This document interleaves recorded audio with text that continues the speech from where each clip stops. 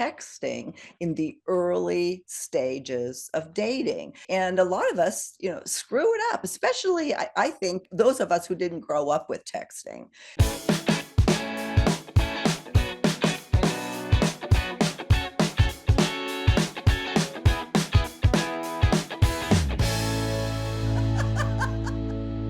Thank you so much for joining us again on Second Act TV. Once again, I want to welcome back Sandy Weiner, the dating coach, relationship expert, founder of Last First Date, and the author of Choice Points in Dating. Thanks for being here again, Sandy. Hi, Soka. Good to be here again.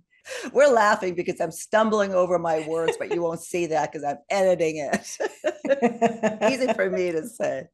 Sandy, I'm looking forward to our conversation today because it's so important because this can screw up a potential relationship, and that is texting in the early stages of dating. We didn't have this, certainly not even, I don't know, maybe 20 years ago, not 30 years ago, but texting is now one of our main ways of communicating. And a lot of us, screw it up, especially I think those of us who didn't grow up with texting. No, I just remember when I started dating after my divorce, I didn't have a texting plan. This was like 14 years ago.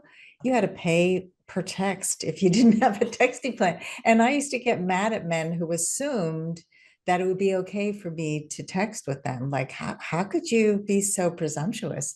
So we've come a long way since then. Well, let's go to number one here. Before you actually meet, what is the texting protocol here? You say don't text a lot because you want to get on a call as soon as possible. Yeah, texting lacks emotion, it Mhm. lacks real connection. And texting it before you know somebody is just a false way to get to know somebody. And Mhm. people love to just stay on text. People can stay on text for weeks, for months, and fall in love over text, but you're not really loving the person. You're loving how they write to you. You want to text as little as possible, and you don't want to create that false sense of intimacy, but you also don't want to just start talking about your life so much that you run out of things to say on that first date or the first call. Just keep it to a minimum, confirm the location of the date. Some Mhm. people don't even share their phone number until they've been on a first date. A lot of apps have the option to stay on the app and have a first phone call on the app. Mhm. I know Bumble has it, Hinge, I think, has it. Tinder might have it. A bunch of Mhm. apps have that option. So you don't even need to give your phone number out until Mhm. you form a connection. And again, if you want a confirmation text, if you've set up a date, just ask for that so you don't have anxiety. That's a great point. The confirmation text, if you set up a date, then you worry, oh God, are we really good? Am I going to get ghosted? That because that is a lot of anxiety. Yeah, Yeah. confirmation text. I like that. I like that. Yeah. The other thing I want to say before we get on to the next point is another thing that's great for people who are anxious is when somebody says, hey, would you like to go out sometime?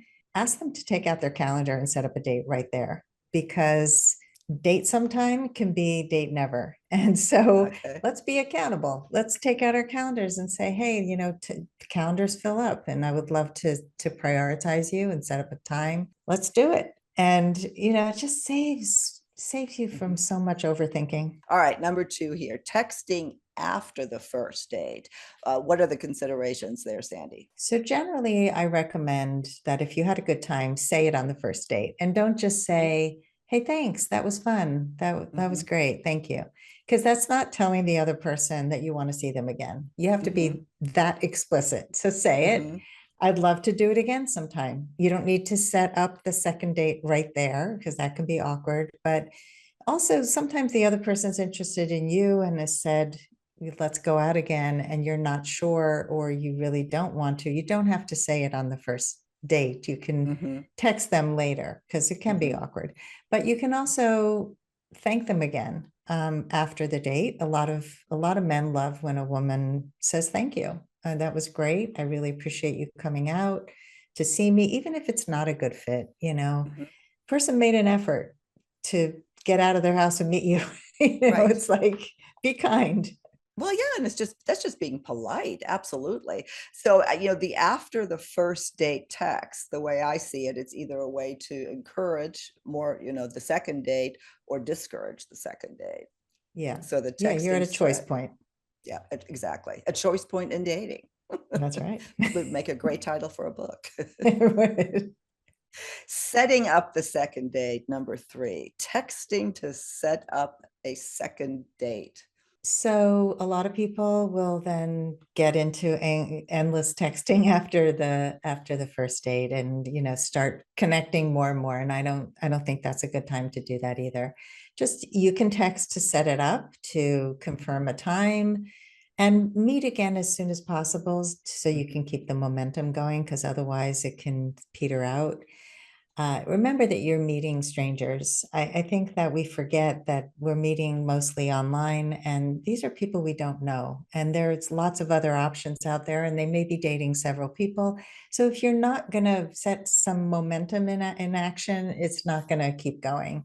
Mhm. But be specific. If a person says they want to see you again, let them know exactly when you're free. Oh, that sounds great. I'm free on Wednesday after 6. Mhm. What did you have in mind?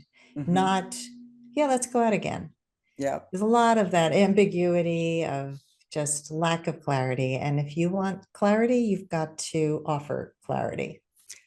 Yeah, that's interesting. Again, I would probably fall into the, oh yeah, I would feel pushy doing that. But you're absolutely right. It's just you're encouraging a choice Yeah. It's like in or a business, you decision. would, right. I mean, if you were setting up a business meeting, it wouldn't be pushy to say, I'm free on Wednesday at 3. How about you? Does that work for you? Yeah. I'm free at 3 and 4. You choose. You're not being pushy, you're being clear. Yeah, that's such a great point. But yeah, well, at least my thinking doesn't go there. So that's why these conversations I think are so important. Like I wouldn't have thought of that if I was in that position. Were I dating now and that came up, I would absolutely handle it the way you just said so.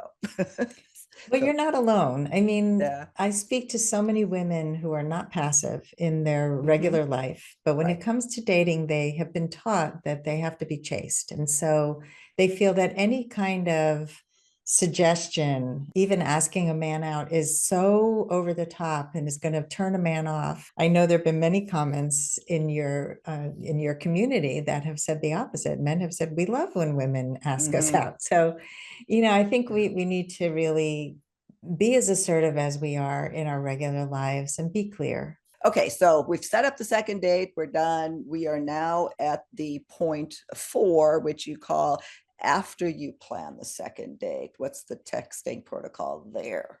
Yeah, again, don't stay in contact all day. There are Hmm. so many people who will just be texting all day and forming this connection that's still Hmm. not appropriate because we Hmm. don't know each other. We're going to attach to this person. So, to prevent that, just a few check in texts are fine. I'm looking forward to seeing you tonight. Hmm. That's enough. We're not yet at that stage of we've made this amazing connection. That's also where, maybe some red flags could start to surface, like the Mm. love bombing or the moving too fast. Again, you don't want to look for, the stuff, but you also don't necessarily want to miss it. And texting, again, the way somebody handles texting, including yourself, might speak volumes, about the compatibility with this person. Then after a Yeah. few dates, number Well, before five. we get to that, I want to Okay. address what you just said. Hmm. I think it's a really good point, and I think you can tell a lot about a person if they are sending too many texts and Hmm. you set a boundary and you say, I barely know you. I'm not comfortable texting all day long until I know you better. Hmm. And make a request for them to just, how about we just catch up when we see each other? And segueing into what you need is an important skill. Getting from texting to phone call is also a skill. Just how Hmm. about we continue that conversation on the phone?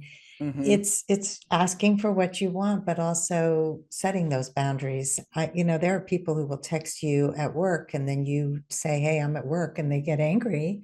Yeah. You're going to learn a lot about them, and Mhm. You may want to cut things off early Right. on when you see somebody's reaction.